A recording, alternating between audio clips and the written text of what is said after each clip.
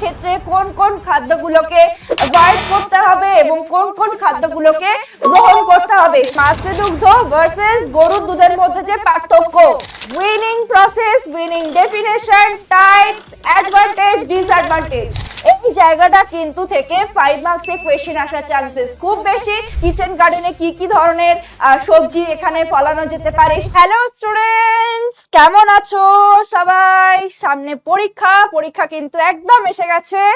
তো আজকে দেখ পেছনে কি এসে গেছে, পেছনে কিন্তু সাজেশন এসে গেছে, ঠিক আছে? তো যে জিনিসটার ডিমান্ড সব থেকে বেশি ছিল, ম্যাম সাজেশন দিন কোন পার্ট গুলোকে একটু বেশি ভালো করে পড়তে হবে, কোন পার্ট গুলো ইম্পর্টেন্ট, তো সেইটাকে নিয়ে কিন্তু আমি আজকে চলে এসেছি তোদের জন্য। তোদের কথা মাথায় রেখে আমি যেই লিখেছি সঙ্গে সঙ্গে তোদের জন্য নিয়ে চলে এসেছি। আমি টাইপ করারও টাইম পাইনি, ঠিক আছে? একদম তোদের জন্য একদম র ম্যাটেরিয়াল নিয়ে চলে এসেছি। তো দেখে নি যে কি কি টপিক গুলোকে আমাদেরকে একটু ভালো করে পড়তে হবে, ঠিক আছে? এই ভিডিওটা কিন্তু থাকছে সেমিস্টার 4 ফাইনাল ইয়ারের স্টুডেন্টদের জন্য, সেমিস্টার 4 নিউট্রিশনের স্টুডেন্টদের জন্য, ঠিক আছে? তো চল দেখে নি কি কি আমাদের সাজেশনে রয়েছে।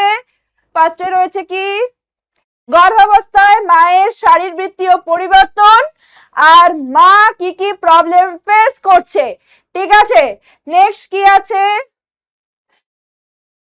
নেক্সট দেখ গর্ভবতী মায়ের জন্য টার্গেট ফুড প্ল্যানিং, সেই জায়গাটা পড়তে হবে যে কি কি ফুড প্ল্যানিং করতে হচ্ছে, কি কি জিনিস মাথায় রেখে আমাদেরকে ফুড প্ল্যানিংটা করতে হচ্ছে।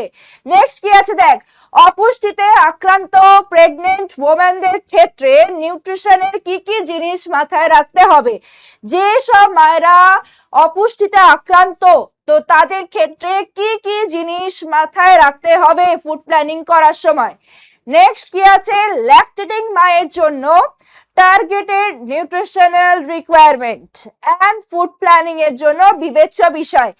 এই জায়গাগুলো কিন্তু একটু ট্রিকি, ক্লাস 12 এর জন্য কিন্তু ফার্স্ট ইউনিটটা খুবই ইম্পর্টেন্ট ইউনিট, ম্যাক্সিমাম মার্কসটা কিন্তু এই ইউনিট থেকে আসবে। সুতরাং এই কোয়েশ্চেন গুলো বা এই পোরশন গুলো কিন্তু একটু ভালো করে পড়তে হবে।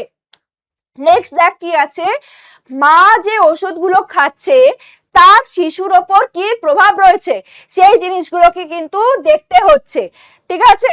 সেই জায়গাটা কিন্তু কভার আপ করতে হচ্ছে এবং সেই জায়গা থেকে কিন্তু 5 মার্কসের কোয়েশ্চেন আসার চান্সেস রয়েছে। নেক্সট কি রয়েছে, কলোস্ট্রাম।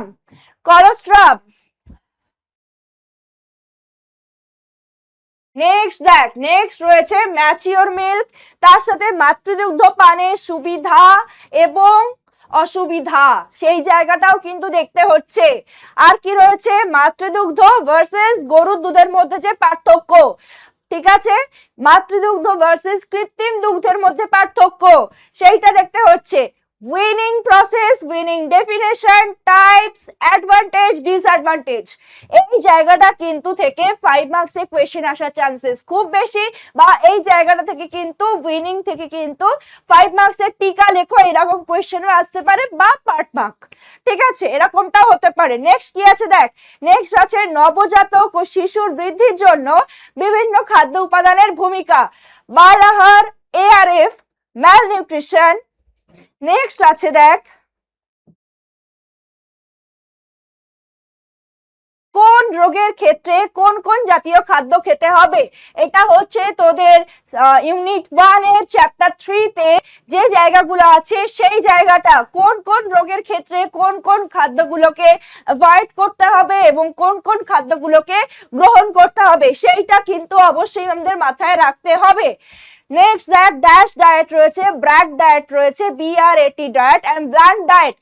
এই জায়গাটা থেকে কিন্তু তোদের 5 মার্কসের একটা টিকা লেখো এইরকম কোয়েশ্চেন আসতে পারে, বা এরকমও আসতে পারে যে ড্যাশ ডায়েট কোন ডিজিজের ক্ষেত্রে দেওয়া হয়, ঠিক আছে?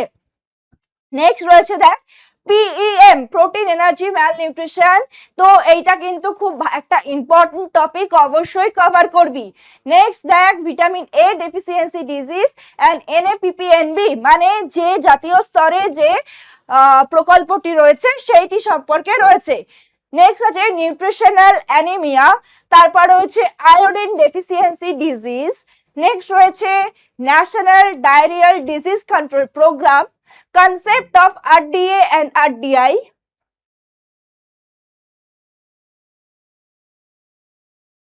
নেক্সট তারপর কি রয়েছে অনুপূরক খাদ্য, তার সাথে রয়েছে আইসিডিএস আর mid day meal programme. Mid day meal প্রোগ্রামকে আর কি বলা হয় সেইটাও কিন্তু ইম্পর্টেন্ট। নেক্সট রয়েছে যে সংস্থাগুলো রয়েছে ডব্লিউএইচও, ইউনিসেফ, এফএও, এই সংস্থাগুলো কি কি কাজ করছে সেই জায়গাটা, পুষ্টি শিক্ষার মূল নীতি, উদ্দেশ্য, প্রয়োজনীয়তা এবং যে বিষয় সমূহগুলো রয়েছে এই জায়গাগুলো থেকে কিন্তু 5 মার্কসের কোয়েশ্চেন আসতে পারে এবং কোয়েশ্চেনগুলো যখন অ্যান্সার লিখবি অবশ্যই পয়েন্ট আউট করে করে লিখবি। নেক্সট কি আছে পুষ্টি শিক্ষা প্রদানকারী কেন্দ্র সমূহ, আবার তারপরে আছে audio visual AIDS, methods of nutritional education, ঠিক আছে, যেটা হচ্ছে শ্রবণ নির্ভর, দর্শন নির্ভর এবং শ্রবণ ও দর্শন নির্ভর একসাথে যেটা রয়েছে, তো সেইগুলো সুবিধা এবং অসুবিধাগুলো পড়বি। নেক্সট দেখ কি রয়েছে পুষ্টি শিক্ষা প্রদানের বিভিন্ন পদ্ধতি যেটা রয়েছে, যেটা এক্ষুনি বললাম সেই পোর্শনটা, রন্ধন প্রদর্শন, ঠিক আছে। নেক্সট হচ্ছে কিচেন গার্ডেন, কিচেন গার্ডেনের সুবিধা অসুবিধা, কিভাবে এটা করা উচিত, কোন জায়গাতে করা উচিত, কিচেন গার্ডেনে কি কি ধরনের সবজি এখানে ফলানো যেতে পারে সেই পোর্শনটা। নেক্সট আছে পুষ্টি মূল্য নিয়ে যে ম্যাথস গুলো আছে, ঠিক আছে, কার্বোহাইড্রেট, প্রোটিন, ফ্যাট কোনটার কত কি পুষ্টি মূল্য আছে এবং তাই নিয়ে যে ম্যাথস গুলো আছে সেইগুলো কিন্তু ভালো করে দেখে যাবি। তো এই যে পোর্শন গুলো এতক্ষণ ধরে তোদেরকে বললাম এইগুলো কিন্তু তোদের এক্সামের জন্য সাজেশন হিসেবে থাকছে।